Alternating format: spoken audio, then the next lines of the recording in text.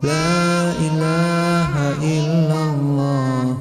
Seorang sebuah pihak yang bernama Ummu Sulaim.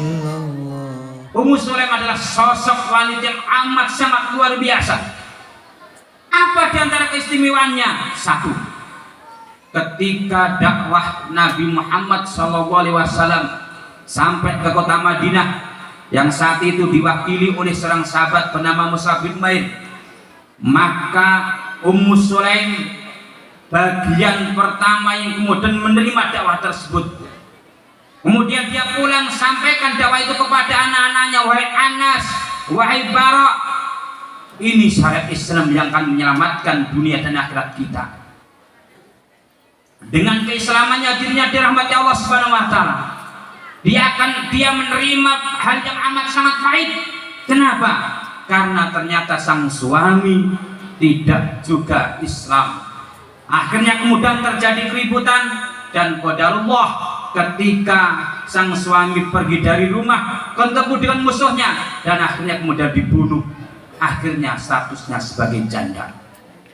Hadirin yang dirahmati Allah, tidak cukup itu, ketika Nabi Muhammad SAW datang ke kota Madinah, maka para sahabat yang lain, ya Rasulullah, kami memiliki rumah dua, silahkan kamu pilih. Satu saya sampean satu.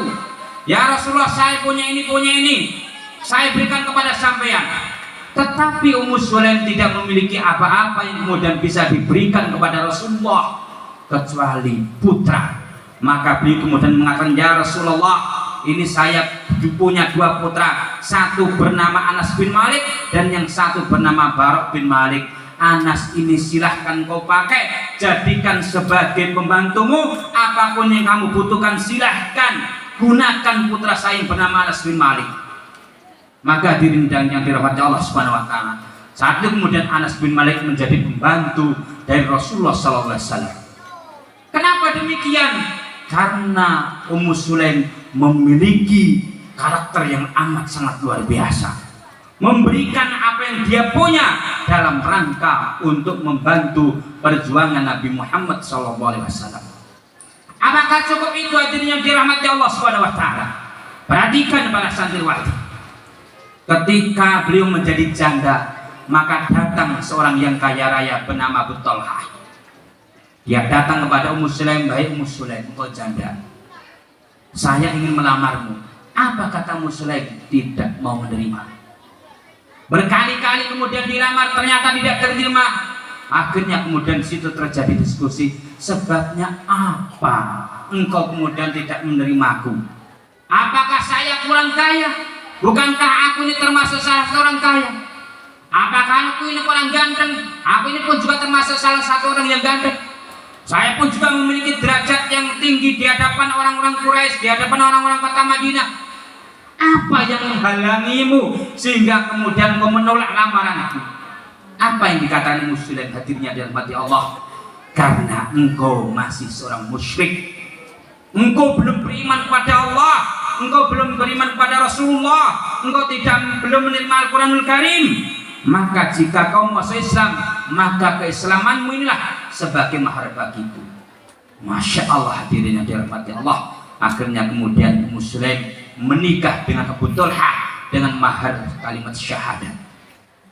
Apakah cukup itu hadirin yang dirahmati Allah Subhanahu wa taala? Lihatlah ketegaran Ummu Sulaim ketika putra beliau bersama Abu Talhah sakit. Maka beliau mengatakan kepada suaminya, wahai, nggak tahu ya itu apa, mengatakan sayangku itu bagaimana, wahai Abi, silahkan kau datang ke masjid melaksanakan sholat isya berjamaah bersama Rasulullah. Saya akan tunggu anak kita. Engkau silahkan datang ke masjid untuk melaksanakan sholat jamaah. Apa yang terjadi hadirin yang dirahmati Allah Subhanahu wa taala? Ketika Abu Talhah kemudian datang ke masjid melaksanakan sholat jamaah, maka sang anak kemudian dicabut ruhnya oleh Allah Subhanahu wa taala. Inna lillahi wa inna ilaihi rajiun. Lalu apa kata Ummu Sulaim kepada orang-orang yang di sekitarnya? Dia mengatakan, tidak boleh satu orang pun yang mengabari kematian putra Abu Talhah kecuali saya. Silahkan sampean pulang, saya berada di rumah sendiri tidak masalah. Akhirnya dirinya dirahmati Allah Subhanahu wa taala. Saat itu apa yang dikerjakan Ummu Sulaim? Beliau kemudian bersolek, berdandan layaknya pengantin baru, menyambut sang suami hadir dari masjid. Apa kemudian yang terjadi? Ketika sang suami melihat istrinya bersolek begitu cantik, maka lupa kalau dia punya anak yang sakit. Dia tidak langsung bertanya, wahai istriku, bagaimana kabar anakku? Wahai istriku, bagaimana kabar anak kita? Apa yang dikerjakan oleh Abu Thalhah? Maka beliau kemudian mengajak sang istri ini melaksanakan tugasnya sebagai seorang istri. Paham maksudnya? Paham maksudnya? Apa yang dikerjakan oleh Ummu Sulaim dan juga Abu Thalhah malam itu? Mereka kemudian apa itu? Hadirnya dirahmati Allah, malam itu bagi Abu Thalhah sebagai malam pengantin baru. Dia nggak sadar kalau anaknya kemudian sudah meninggal. Ketika sudah selesai tugas, Ummu Sulaim kemudian beliau mengatakan, wahai suamiku, saya akan memberitahukan kepadamu, tolong kau sabar, tolong kau sabar, tolong kau sabar.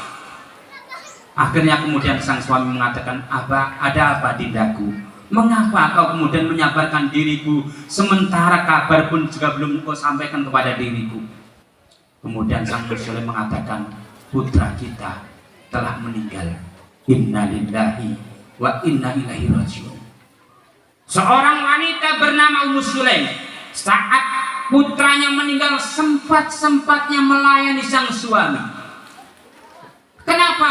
Bagi beliau ridho terhadap qada Allah Subhanahu wa taala adalah satu keniscayaan.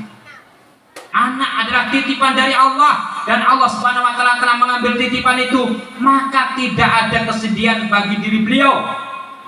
Kenapa? Karena keimanan yang luar biasa beliau pancarkan dari wajah beliau, beliau pancarkan dari hati beliau, menenangkan sang suami yang saat itu gundah gulana. Oh, masya Allah, hadirnya dirahmati Allah. Maka ketika mendapatkan kabar sang putra telah meninggal, Abu Thalhah kemudian mengatakan, kalau kau sabar, mengapa kau tidak sabar?